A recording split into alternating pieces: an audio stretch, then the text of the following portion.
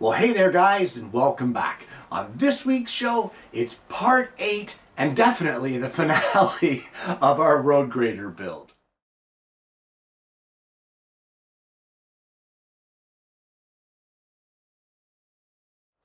Well, when we ended last week, we had just gotten all of our treads cut onto our wheel sections and got them glued together. Now, truth be told, they were left overnight to dry up to make sure that they were completely set, and we can carry on from there. So let's head over to the bench and see what we're looking at from this point.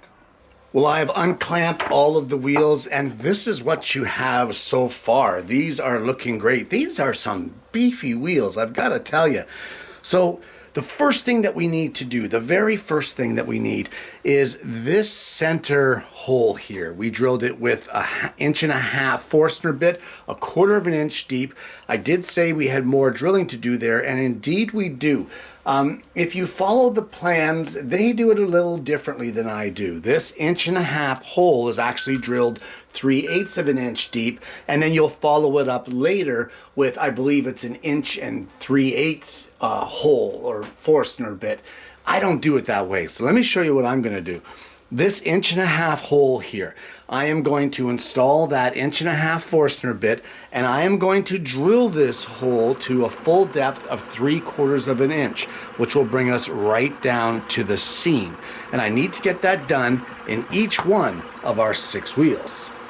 And from here we can take all 6 of our wheels over to the router table, and on this inside edge right here, the inside edge of the hub, we are going to route a 1/4 inch round over, just like we did on the exterior edges. It's now time to sand our wheel, so I've brought it back over here to the lathe, mounted it back up on our pen mandrel, and I will give this thing a sanding all over right up to 220 grit. Now guys, if you turn these by different methods, say with a circle cutter or that sort of a thing, that works just fine. You can get your sanding done and even everything out just by mounting it in the drill press. And from there you can sand it just as easily as you can on the lathe. This will be the final sanding for the, I guess we'll call it the rubber section. So sand it until you're happy with it. And at this point you should have something that looks just like this, and you should be proud of it. These look absolutely fantastic. But I want to show you something. Come here, come closer. Come on, don't be shy, come closer. Closer. A little closer. All right. See these lines? See these lines here? Guys, if you don't have these lines after sanding these wheels, I'm telling you, you're doing it wrong. You really need to get some kind of a dust mask on, guys. Whether it be one with the filters like what I use, or whether it just be a regular dust mask, anything.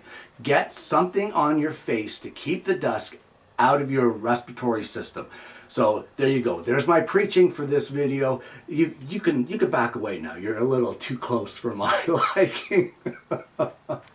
Well, the next thing I've got here is a bunch of 1/2 inch thick maple. I've cut them to 1 3/4 by 1 3/4 inches square.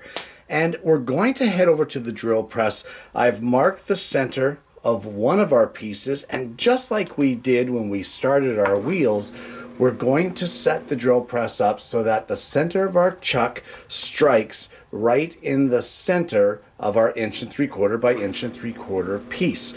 And then using the stop blocks so that we know that all of our results will be the same, we're going to drill a 1/4 inch through hole in each one of these pieces. Now, we only need 6, but I can tell you from experience, these things break when you're making them. So make a couple extras just in case. You'd rather have a couple extras that you ended up wasting that little bit of stock than to have to go through all the setup again. And now, just like we did with our walnut section of our tires, you don't want to change anything here. You don't want to change your fence. You don't want to change your stop block. The only thing that you want to change is your drill bit. And we are going to install an 1.25 inch diameter Forstner bit at this point. And we're going to drill right in the center of each one of our 1/2 inch thick blocks using our fence and our stop block to guide us.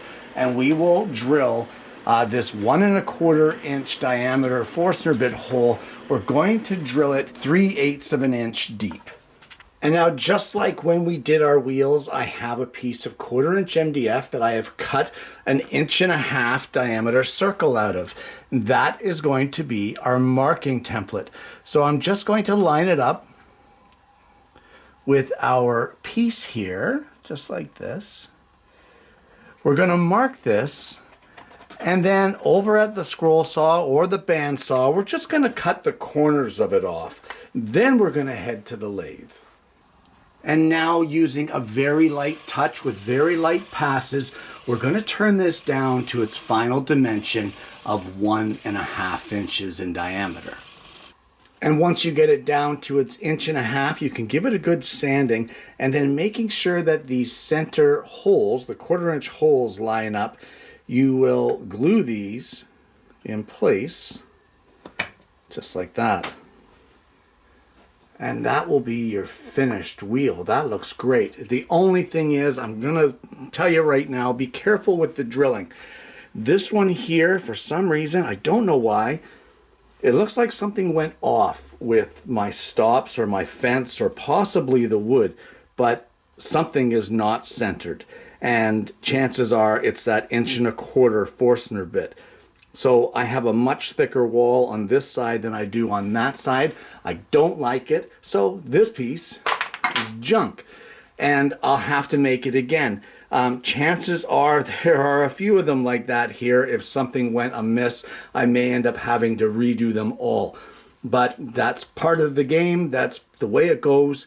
Finish up all your center hubs and then get them glued into place.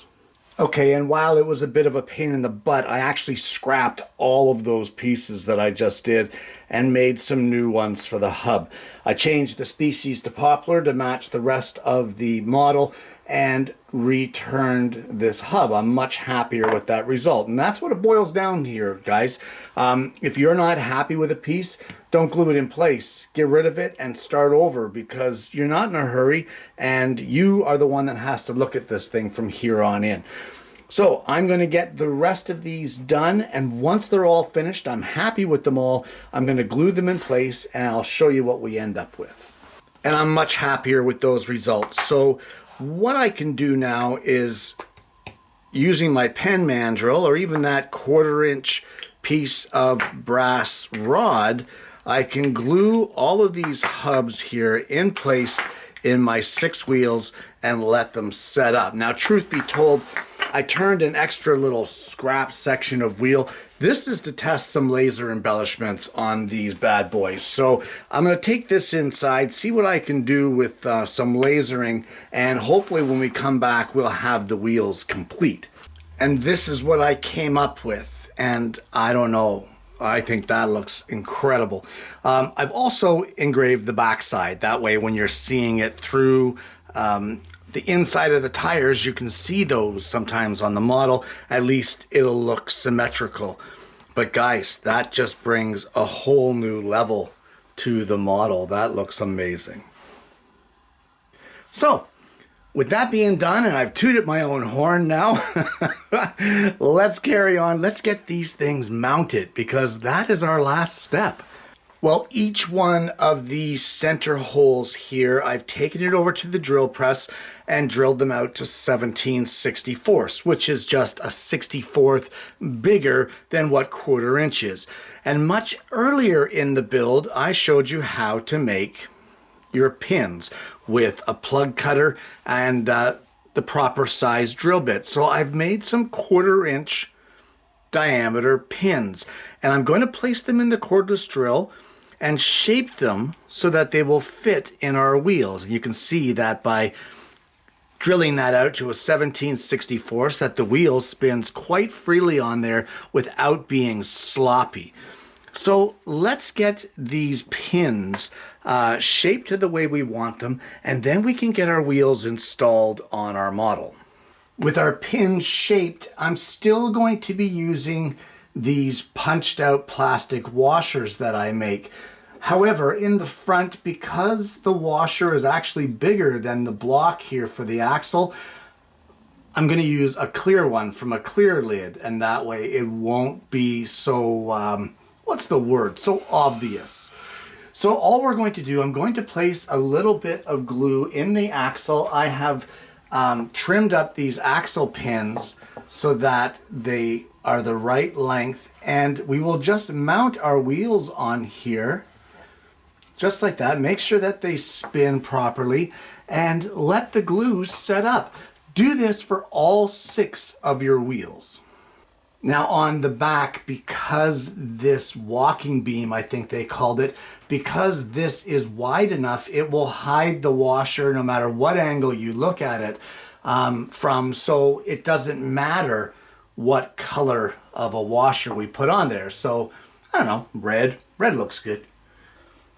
Well, I've got all the wheels mounted and it looks great. However, something I just noticed, and I'm going to save you guys the trouble so that hopefully you will be able to fix this up before it ever comes down to it.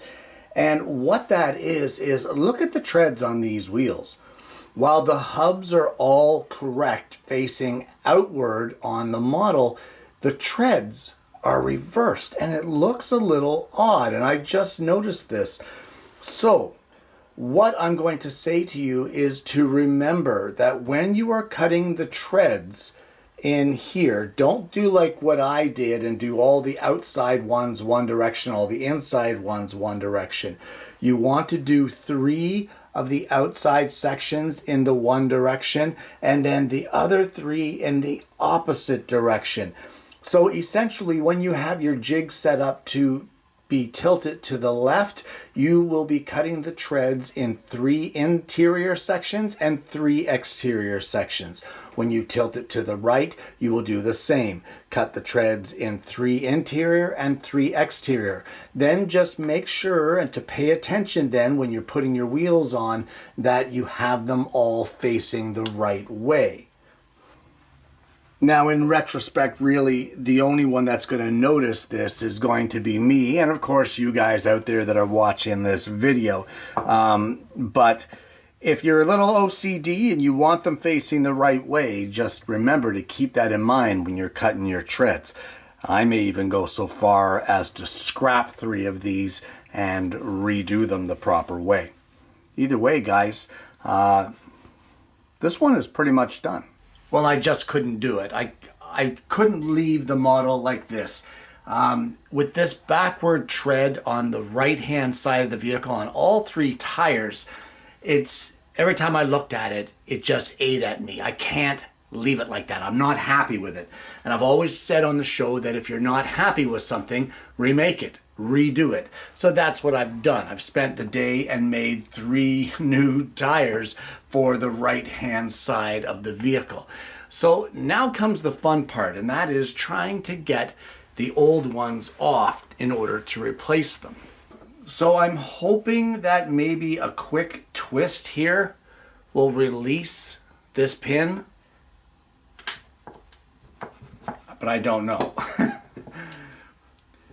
The secret is to be able to get it off without damaging it too much. So I've broken the hub there, I can see it. There we go, and I was able to break it enough to pull it off. The problem is now that we have this pin here. So what I'm going to try to do is I'm going to try to drill it out. I figure that from behind here, bringing a 1/4 inch drill bit right through the existing hole, that will probably be my best bet. So let me get this flat tire off and then we can carry on by gluing on. Look at that. Doesn't that look so much better? We can glue on the ones that are facing the right way, and then we can call this model finished. Well, it took a little bit of doing, but I am much happier with this result, and that's what it's all about. You got to remember who you're making these for. You're making them for yourself. And if that's the case, the only one that needs to be happy is you. And if you're not happy, well, then you know what you need to do. And in my case, I needed to spend a day and make some new tires. And there you have it. Toys and Joys, pattern number 70, the Road Grader. Guys, this one was a load of fun. All in all, start to finish, even including my extra day of working on the wheels, we are talking about 68 hours of work on the model. Now that does not include the lasering. That does not include working on the lasering patterns. That just is the woodworking portion of it. And really, I thought I made pretty good time. In fact, this one came together faster, I think, than any other model that I have done, or any other series, even with having to make those 3 extra tires. Now that brings me to my next point. Guys, if you are not happy, I have said this on the show so many times, and the screw up with what I did with the treads just solidifies it, that if you're not happy with any piece on any model, or any project for that matter, redo it. Other than the loss of stock and a little bit of time, what do you have to lose? A little bit of stock and a little bit of time. But what you have to gain is the pride in that project that you could be robbing yourself of by leaving it or just settling. So don't settle. If you're not happy with it, remake the piece and you gain that extra pride factor. Honestly, the more I looked at those reverse tires, the more it bugged me. And the more it bugged me, the more I said, okay, I'm hitting the shop the next day and I am fixing this problem by redoing the whole thing. And I'm glad I did, because now I have a project that I can be proud of. So you should think about that whenever you're doing any project, not just a model. Guys, I've said it before, all of these laser programs or laser engraving, whatever you want to call them, patterns, I don't know. They are all done through Lightburn. I designed them all. They are mine. I'm the one that put these together. So if you would like those Lightburn files and you have a laser engraver, you have Lightburn as your operating software, send me an email. I would be more than happy to share them with you so that you can apply them to your model and give yours that little oomph of that laser engraving. So I'm more than willing to share these files. All you got to do is send me a little message and I'd be glad to help you out with those. Guys, this is just a load of fun. I hope you've enjoyed the series. I don't know what to say about it. I really like this model. I like everything about it. But what really brings it up to the next level for me are the laser embellishments and the fact that I didn't settle on the wonky tires. Guys, I want to thank you so much for tuning in this week and for the series. I hope you've enjoyed it. If you haven't already, please consider liking and subscribing. You click that bell and then you're not going to miss the notification of future episodes of the program. Guys, I hope you've enjoyed the content of this series. I hope that it's provided you with the confidence that you need to give this pattern a try and to give it a whirl and to jump into the deep end of the pool like with both feet and just, go for it. Just go for it. I think you'll be pleasantly surprised. I hope you're going to give this a try, guys. And more importantly, I hope you're going to join me again next week when I bring you yet another woodworking video. What am I going to do with these 3 tires? I can always learn to juggle. Yeah, that's what I'll do.